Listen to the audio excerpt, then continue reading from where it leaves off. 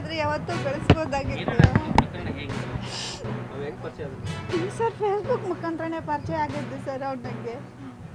ಅವ್ನಿಗೆ ಯಾವುದೇ ರೀತಿ ವೈಯಕ್ತಿಕ ಪರಿಚಯ ಇರಲಿಲ್ಲ ಸರ್.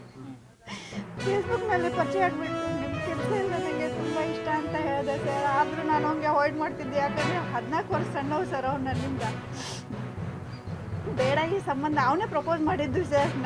ನಾನು ಅವ್ನ ಪರಿಚಯ ಆದಾಗ ನಂಗೆ 39 ಇಯರ್ಸ್ ರನ್ನಿಂಗ್ ಇತ್ತು ಸರ್.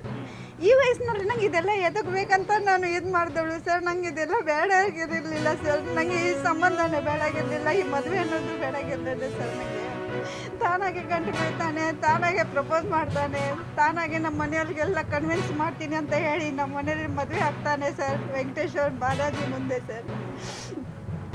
ಆಮೇಲೆ ಮದುವೆ ಆದ 1 ವರ್ಷದ ಒಳಗಡೆ ಅವ್ನ ಫೋನ್ ಚಾಟ್ ಸಿಗ್ತವೆ ಸರ್.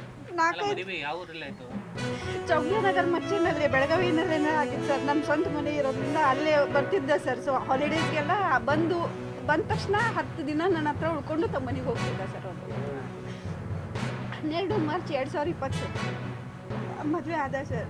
ನಾನು ಅವಾಗೇ ಹೆದರ್ಕೊಂಡಿದ್ದೆ ಸರ್, ಈ ವಿಷಯ ಎಲ್ರಿಗೂ ಗೊತ್ತಾದರೆ ಸರಿ ಇರಲ್ಲ ಇದು. ಯಾಕಂದರೆ ನಾನು ಜನರಿಗೋಸ್ಕರ ಹೋರಾಟ ಮಾಡ್ತೀನಿ ಸರ್. ನಾನೇ ತಪ್ಪು ದಾರಿ ತುಳಿದು ಸರಿ ಇರಲ್ಲ ಅಂತ ನಾನು ಎಷ್ಟು ಹೇಳಿದ್ದೀನಿ ಸರ್ ಅವ್ನಿಗೆ. ಇಲ್ಲ ನಾನು